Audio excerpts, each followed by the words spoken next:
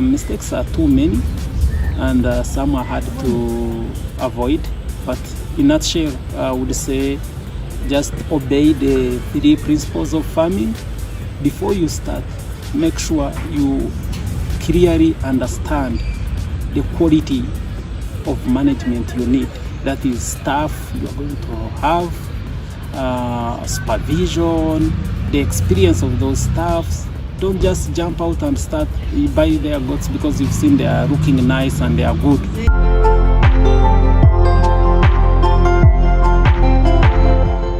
I'm Frederick Binomcha from Freddy Farm, and I'm happy to host you here, as well as to discuss more about goat farming.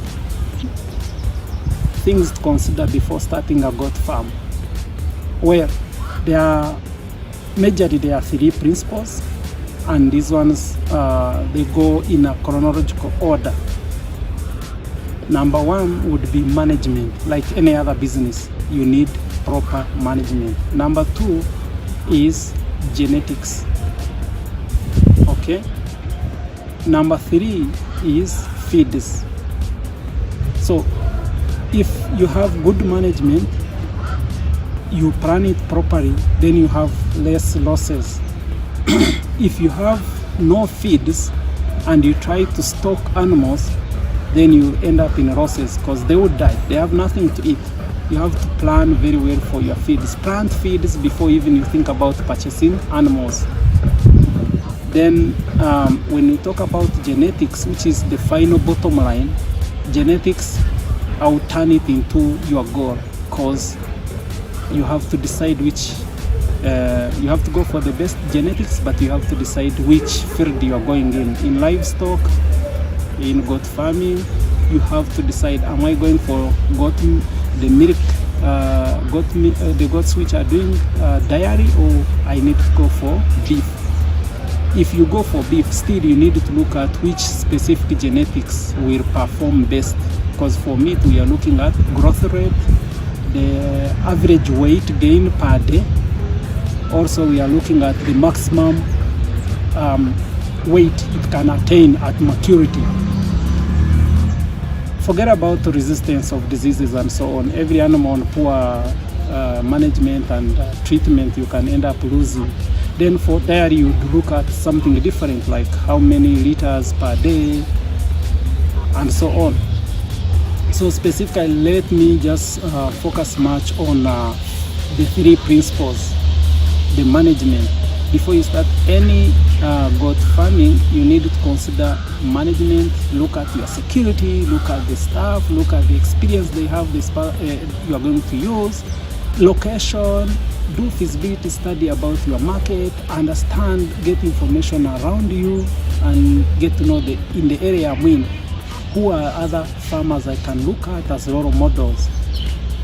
Then plant your feeds. Also do research on the feed ratio. How many animals am I looking at?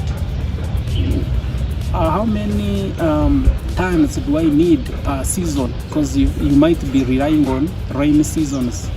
Maybe if you are doing irrigation, then you all need to know about the acreage and how many animals you're stocking, and look at the quality or nutrition value of your feeds you are going to plant, and make a decision. So the bottom line is decision making before you decide to start. Then the genetics and where to source them. If you've gone with beef animals, you have to look at, let's say, 3 breeds. Number 1, Boa. Number 2, Savannah. Number 3, Red Kalahari. Mubende, yes, it's a local goat, it's good, but then you weigh their characteristics, or if you are in a place which is waterlogged, if you have if you are in a hilly place, you are in a very dry, in hot places, then you have to consider this savanna, because it can repel the heat and sun rays and so on. If you are in areas without shrubs, then you have to consider grazers like boa, which can feed on ground as well. So that's all. Only 3 principal passes. Through principles, then you're good to go. The mistakes to avoid when starting goat farming, where mistakes are too many and some are hard to avoid. But in a nutshell, I would say just obey the 3 principles of farming. Before you start, make sure you clearly understand the quality of management you need.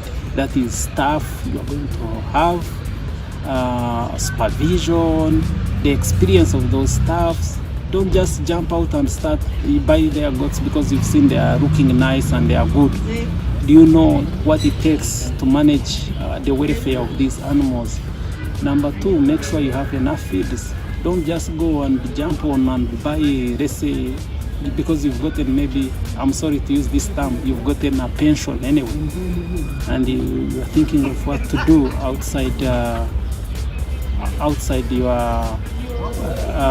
employment. Now you just say, I have all this bunch of money, I've seen those goats are very good, let me buy 100 goats. That will give me a good average returns.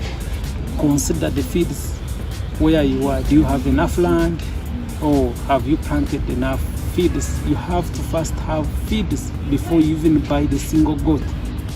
Okay, so if you have feeds, if you violate it, that is the dangerous mistake you can ever have, because you have also to study your area, the patterns of rains. Do we have a prolonged drought? How do I stock feeds? Do I have to do irrigation? All those kind of questions and answers should be drawn on table before you start.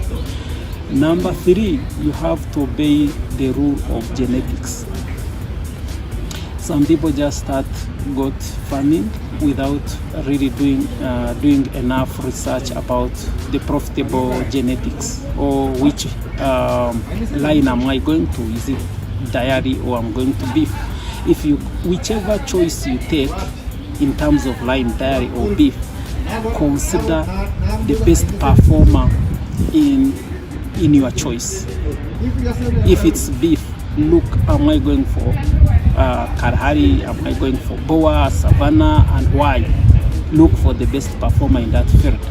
So if you have those 3 principles of farming, then you're good to go. Okay, maybe the sample I've seen of mistakes normally we farmers we make.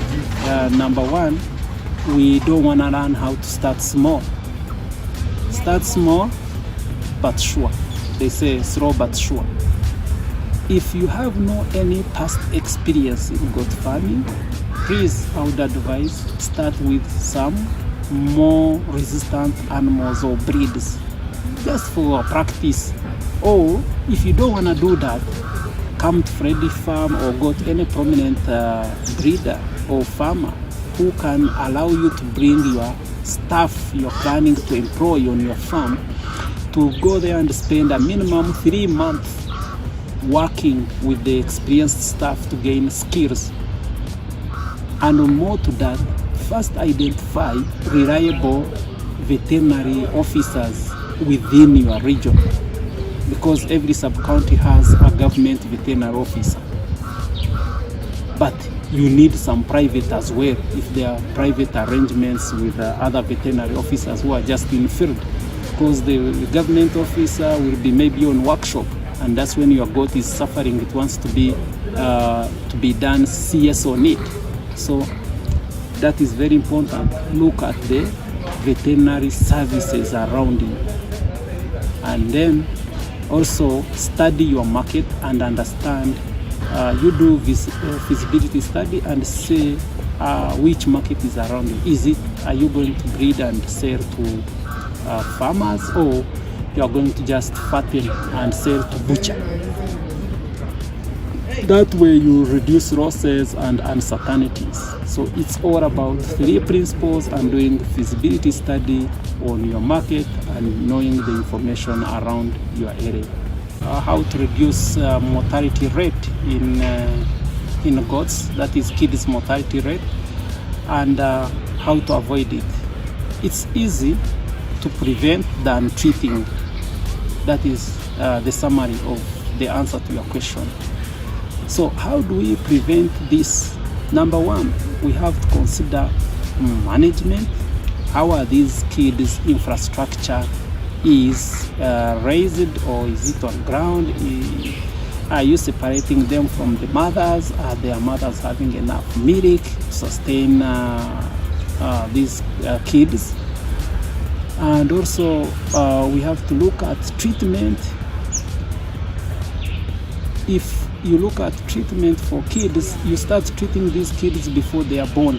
I mean, you vaccinate their mothers when they are like 4 months pregnant, such that these kids, they are born with a bit of immunity. As they feed on their mothers when they are still in the womb, they are able to pass on antigens to those kids. So when these kids are born, you have to rush and vaccinate them of the 3 dangerous diseases or contagious diseases. Number 1 being PPR, number 2 Clostridios, number 3 goat pox. Yes, we have CCPP and so on, but CCPP is not as much common as others.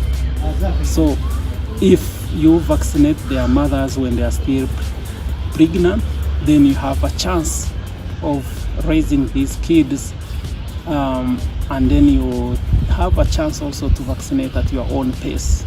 However, in the books of veterinary, they encourage to vaccinate kids or calves when they are around 3 months old, such that they can develop their own antibodies. But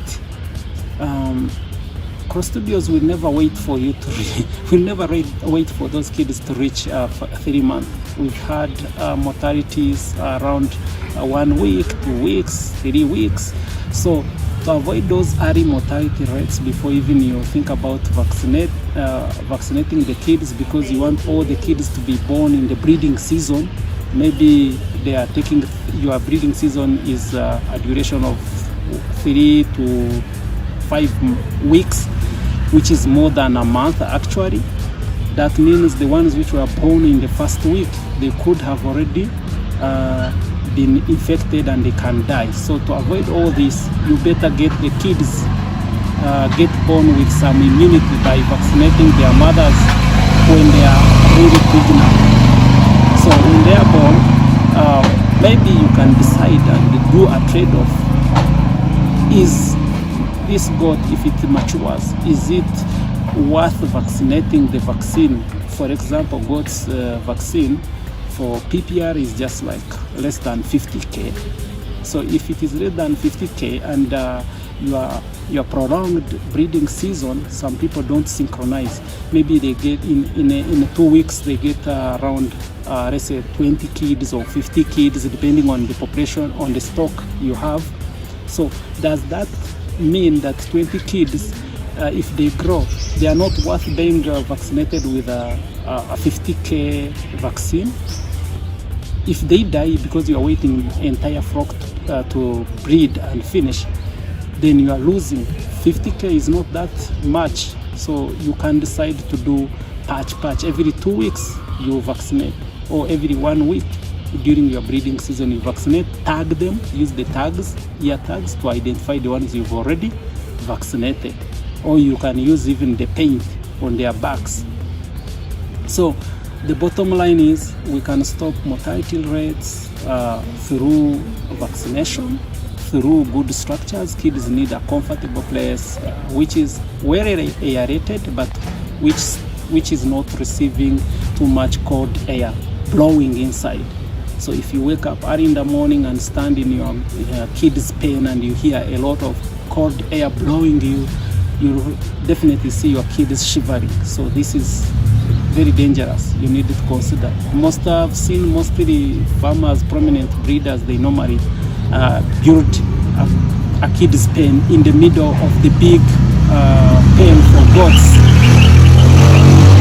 So what happens is the blowing air, cold air, stops somewhere before it reaches the middle or inner point of the big goat's pen. So the cold air will never reach the kids. So there you are safe. Secondly, or finally, I would say really look at those mothers and make sure that they are served when they are really mature enough. If you, let's say, if the nanny or the first time mothers are served at 8 months or 6 months anyway, because hybrids can get on heat even at 8 months. So they will have not developed enough, they will never have enough milk for their kids. So you need at least to separate or make sure you synchronize and make sure that these first mothers or first time mothers, they produce at least when they get served when they are 1 year old or 1 year and above, such that they are producing at around 1.5 years old, because the gestation for a goat is just 5 months or 5.5, depending on the breed. So, and also what else I can say is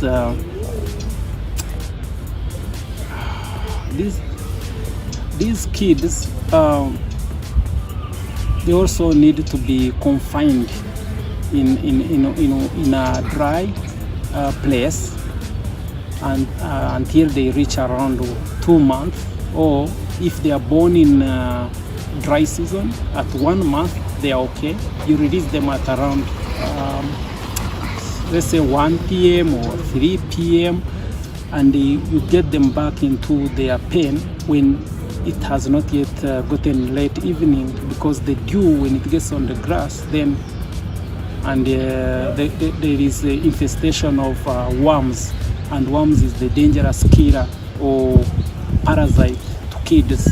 So putting in question the worms or parasites, internal and external parasites, kids like any other animal, you must spray them every week to fight against external parasites. Then deworm them every month to make sure that you fight against the internal parasites. The dewormers are very many, the choice is yours, but the bottom line is protect them from internal and external parasites. I think that's all. You need to do your own research in the area you are in. I'm giving you like the foundation of what it takes to raise those kids. Also, very important, I had forgotten, is about control inbreeding. No matter what you can do, vaccinate, do what, but as long as you don't control inbreeding, you let the father serve them, the daughter, the grandfather serves the granddaughter, also the sister is served by the brother. The poor quality or compromised gene that comes out, it will be very weak and it won't have enough immunity to fight on its own. So control inbreeding, do vaccination, and then also have good management on your farm. The structures matter a lot. There you have it.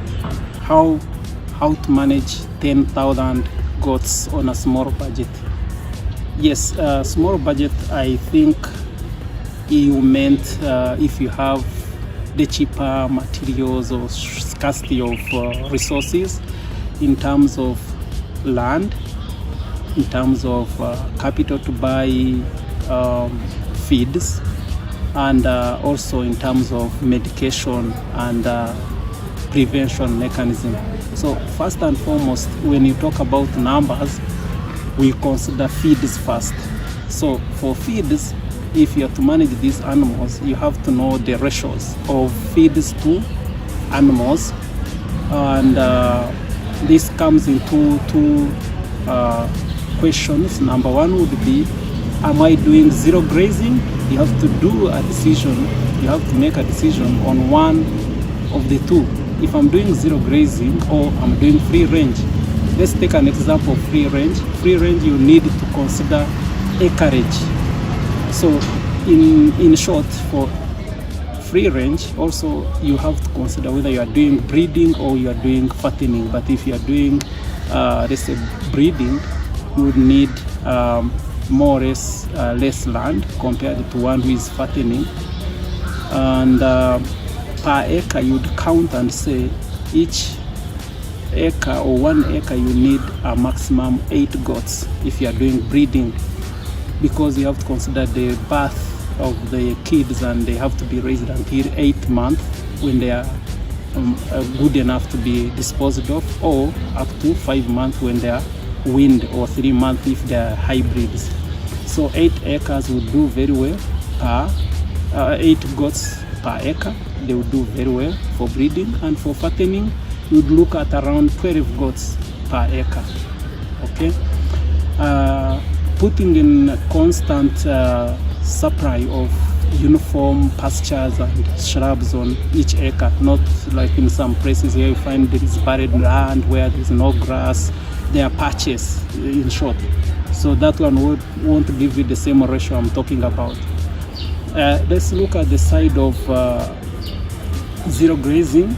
This one will require very minimal land, because you have to consider where you plant your grasses. They are not stepped on by your animals, and maybe a half of the feeds are wasted through the injuries from the hooves of the goats. And the dry season, when it comes, it just dries everything off. But with zero grazing, you see, you harvest during plenty of feeds in the rainy season, and then you store it, so you lose nothing. So in this case, you'd say each acre you are expecting feeds to harvest. Let's say you planted like Bracharia morato 2, or you planted Chloris Guyana, which will give you a minimum 10 tons per acre of feeds. So a goat eating only 2 kilograms per day. So you would see, okay, do your mathematics. For example, if I was to do mathematics for you, I would say in a day they will have to eat 20 tons. So that is roughly they have eaten 2 acres in one day. Okay, because each acre we've looked at it as 10 tons. So they have eaten the one harvest in your acre. So if you look at it, the first season you've planted your feeds, it will take you 3 months for the feeds to mature completely. But after that, you will harvest every month. Every month you will harvest. So for the first month, you would have to consider a minimum to have 90 days feeds until you wait for the other feeds to grow, the ones you've planted. So you need to have feeds that can sustain your animals for 90 days. Those are 3 months. So in nutshell, you will need a minimum 180 tons of feeds, and then after that, then you are guaranteed your acreage will be able to sustain, because you can cut every month. Okay, so being 10,000 animals, most people will tell you the more the animals, the more they get infected by diseases and so on. So to manage this with ease, and you need to consider basically feeds, which we've looked at, management, which will be split into 2, where you manage the staff, and then you have to manage security, and then also you have to manage the treatment and diseases. So the bottom line would be you have to vaccinate. If you vaccinate your animals and you give them enough feeds, then you're good to go. But you have to calculate the feeds properly. If you say I'm feeding these animals per month, per day they are eating 20 tons, how many tons do I need in a month? Because now we are looking at second harvests of your feeds, where you need only 1 month. Get 20 tons multiplied by 30 days, that is 60 tons. Okay, that is 600 tons. So 600 tons divided by 10 tons per acre, then it will give you 60 acres. So you need 60 acres to sustain your animals, 10,000 goats on zero grazing. About natural synchronization and its benefits in goats. First and foremost, natural synchronization is very beneficial in terms of timelines and being assured. of what you are going to get and how many will be served, as opposed to AI, whereby AI you have to do artificial synchronization, do hormone, and then inseminate, and you are not sure whether they have really conceived or not. But with natural synchronization, where you separate the male from the females and then you introduce it at a specific time, when they sense the pheromones of the pack, automatically they get on heat and they are served when they are 100% sure they are on heat, because the pack can sense that. That's number one. You don't waste time where you are doing a try and error whether it is on heat or not. Number two, it gives you a chance to concentrate and raise those kids when they are born at the same time. You concentrate like 2 weeks, you deal with those kids, and that patch is raised or vaccinated in time, because you need to vaccinate in time. So if you have the entire lot born in the same period, you don't waste buying vaccine today for 10 goats and then others are born after 2 weeks, you again vaccinate those ones. So it is easy to manage. In short, management becomes easy, and even selling, you sell a batch like 50 at once, and then you get the money at once, where you can do something tangible rather than getting one goat, you sell 2, you sell 3. That money can be, you can even end up drinking a BOV. Yeah, that's what I can say about natural synchronization. Reasons why somebody should start today with goat farming. It's simple. It's all about your budget and affordable business. Initial capital is the major attraction, because with goats you can start with any budget. However, you have to decide on the number and the location. If you have land, or you are doing zero grazing, you only need, even if you have 1 acre of land, you start. So that would be reason number one, is it's cheap to start, or it requires less initial capital. Number two, it doesn't require a lot of knowledge, because in nature goats are just resistant. You can start with local goats which are disease tolerant, like Mugende goat. You just find them along the road, they tie them along the road. Somebody doesn't even own an acre of land, so he will just tie them on the road, and then he starts. Once he gets benefits, he accumulates the numbers, and then he starts buying some little bit of land. Number three would be the management is easy. Okay, if they are disease resistant, then you don't need to every day be on the farm. Whichever, even if you can use your grandmother, just tie it in her compound, then you start from there. So management is not so expensive. Then number four would be feeds. They eat less. Trust me, if the government gave everyone a goat, it is much easier to manage it than if everyone was given a cow. A cow eats 45 kilograms per day. Divide it by 2 to get how many goats you would have. A goat eats only 2 kilograms a day. So being a small ruminant, it's affordable. Number 5, I would talk about nutrition value of these goats' meat. When we were born, we found it was a culture. Whenever you get a visitor, you slaughter a goat.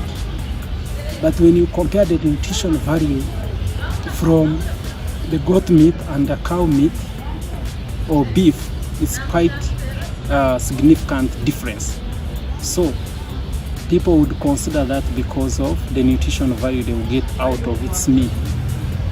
Then number 6, I would also consider the space. Okay, if I have to build a kraal of 20 goats or 30 goats, it's not this. It could be occupied by 2 cows. In short, I'm looking at zero grazing. Zero grazing, I need a small space to fit these goats, because in a space of 1 cow I can put 4 goats. Okay.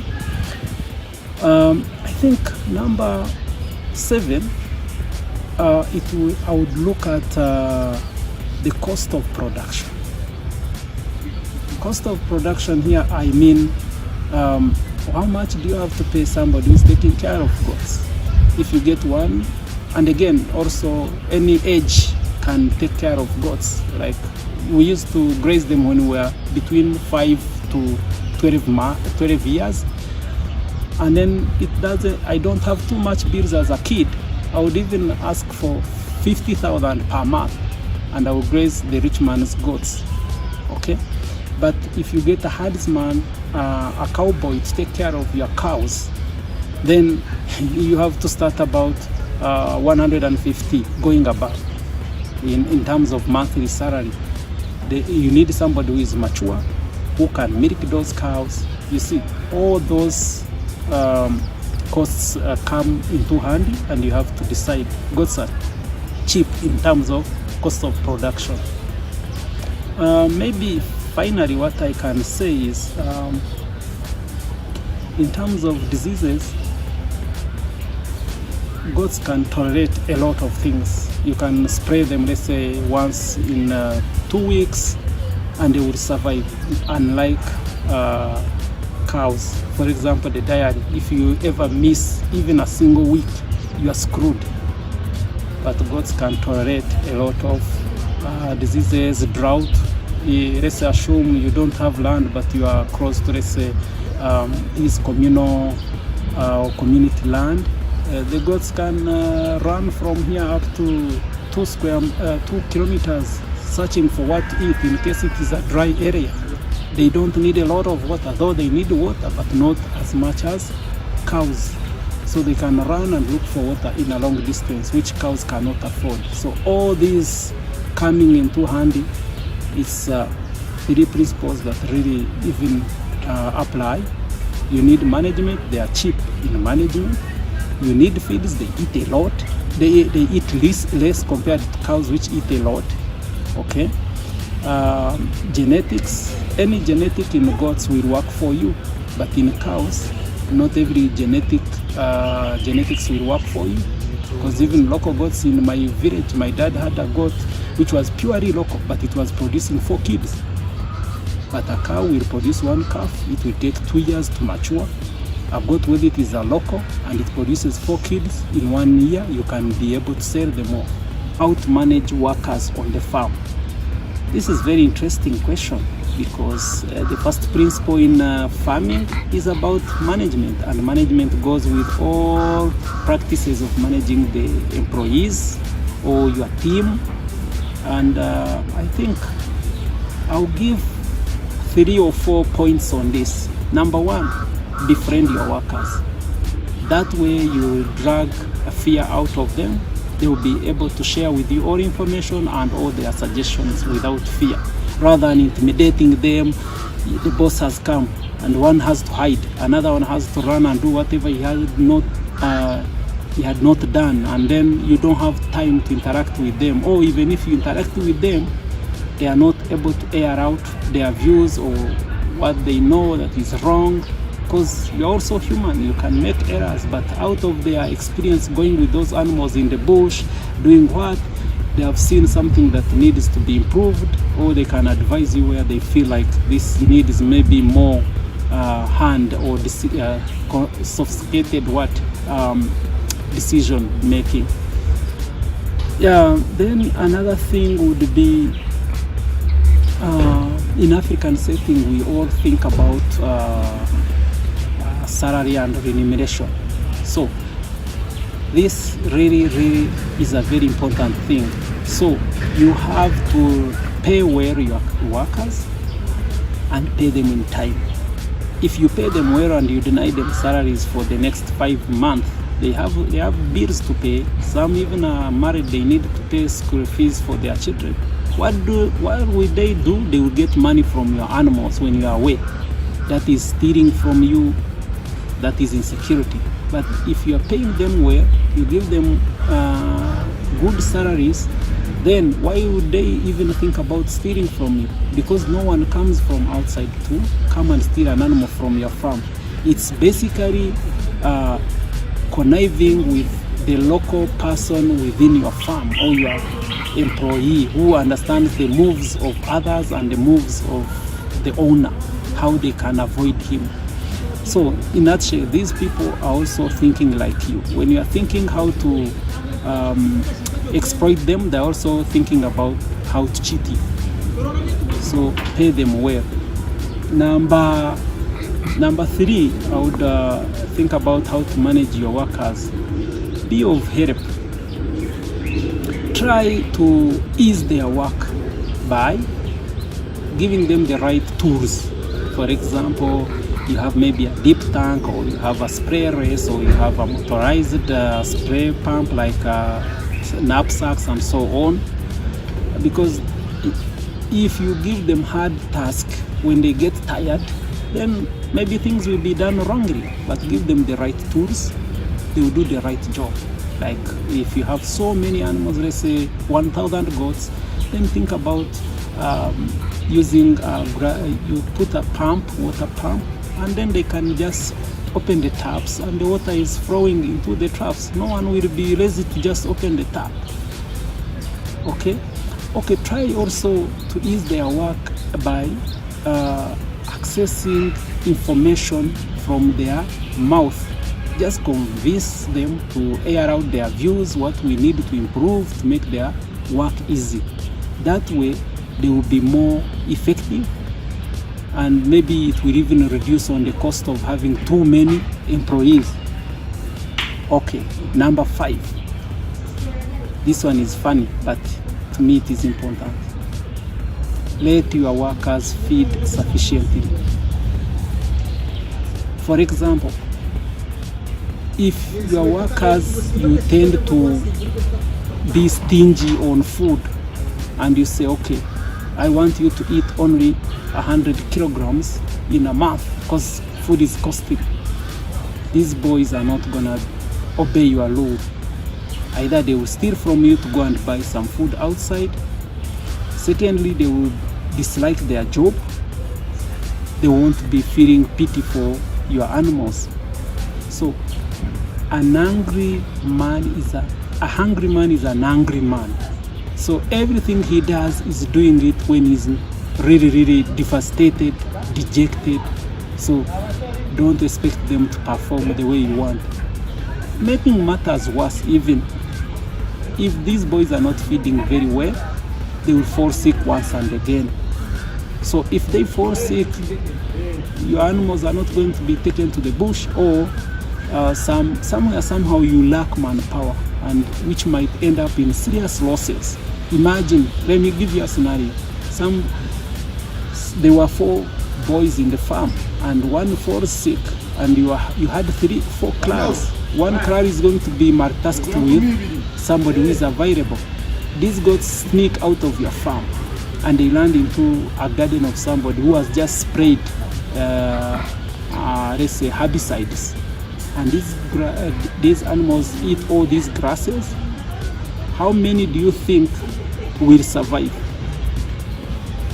Because you were stingy on 1 kilogram per day for food of these boys to get energy and be resistant to diseases. So you facilitate your workers. Finally, I would say have face-to-face meetings with your employees regularly, maybe once a month or every quarter. That is 4 times a year, to understand your workers and as well pay attention to their needs. That way you'll understand your workers, or maybe to make it even better, have time to sleep on the farm, wake up in the morning, see your animals the way they are, and also supervise how your workers are waking up in the morning, at what time do they start working, how are they following your rules or the principles on the farm, or daily tasks plan.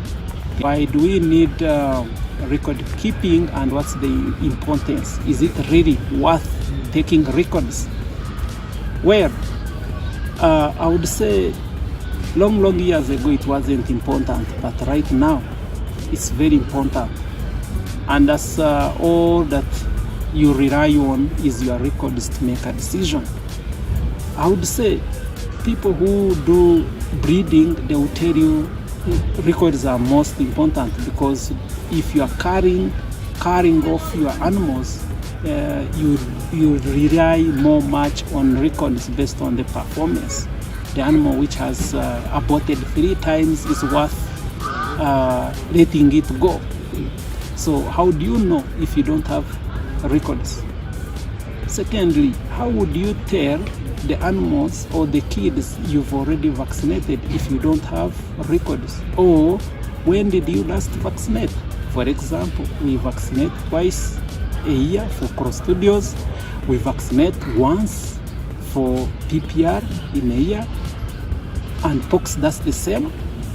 So how will you determine which date did you last vaccinate? Look at deworming. Kids are dewormed every month. How would you tell this kid, or when did you last deworm? Because farmers, some of us, we are telephone farmers. All of a sudden you are mixed up in your employment somewhere else. You don't know when you last dewormed. So record keeping is the bottom line for management and treatment, which keeps you going and which helps you to make informed decisions. So maybe I can add on record keeping. What are kind of information or records we need to keep on the farm? Number 1, stock taking. Stock, it's all about what you have on the farm. Treatment records, it's all about vaccination and sick bay. I can call it sick bay records. If this animal fares sick, you enter it in the book. I will give you a funny scenario. There is this very contagious disease, eye disease. You have all these animals are all Kalahari red, or they are all boa with red heads or brown heads. They are all savannas, they are all white. And being natural synchronization you did, they are more or less the same age, more or less the same size. This disease, today you treat 2, by tomorrow morning you have like 6 of them. And it has a routine. You have to treat morning in the evening, and then for the next maybe 3 to 5 days. So how will you know the animal you treated today and has ended the dose? Through only record keeping, writing the name or the tag number of the goat, the date it has started, morning, evening, columns. Then you keep on ticking, knowing like, okay, 1, 2, 3, 4, 5, 6, those are 3 days, because you are doing it twice in a day. So record keeping is something that is inseparable with goat farming. It's very important. If you don't have records, then you cannot control. In breeding, you don't know. In the stock taking records, because I've broken it into 2. Stock taking records, we are looking at the numbers, the bloodline traceability, like this guy was born by the mother so and so, this tag number, the dad is this one. So from this camp A, if you have more than 1 class, or camp B, whichever camp name, so you know the dad. So this girl, I call her girl, but this is a nanny, a female goat. When it reaches maturity time for it to be served, you have to move it to a new clan where it meets another male, which is from a total different bloodline, to avoid inbreeding. So stock taking, it helps you also to know the number of animals you have. You are a telephone farmer, you say, okay, hey, sell about 10 goats, but you also grade your animals according to the maybe percentage, blood percentage, maybe bloodline and whatever, or by tag numbers. You know, okay, I've sold, I want you to say tag what, tag this at different prices. So when you come on the farm, you know I sold so and so, so and so, so and so. Then you look, put a remark at the extreme end of the row, because here I have columns, but I have the tag number alongside all the details. So at the extreme end of our stock taking books, we normally have remarks. Has it been sold? Has it died? This one helps you to make records or countability. If you are doing countability, okay, in remarks I see, okay, I sold 50 goats this year. Maybe I lost 20 kids. So what have I done wrong and what do I have to improve? Look at vaccinations. You have to look at, I've vaccinated this disease, I've vaccinated this one, but I've not yet vaccinated this one. So out of vaccinating different diseases, you might even end up in the next year. So in the next calendar year, when you are still vaccinating the last maybe batch, let's say you are vaccinating around 4 diseases, what happens, the first you vaccinated was supposed to be vaccinated, you are supposed to do it twice in a year, but you don't have records to see, the last time I vaccinated this was this date, so it's already past 6 months when I'm supposed to do it. Or you don't even do the booster, because we have to do booster dose. So with the records, you are able to trace when it comes to vaccination. Even the same for treatment, like I gave you an example of eye treatment. So I think in summary, there is no farm should operate without records. By all means, we need records.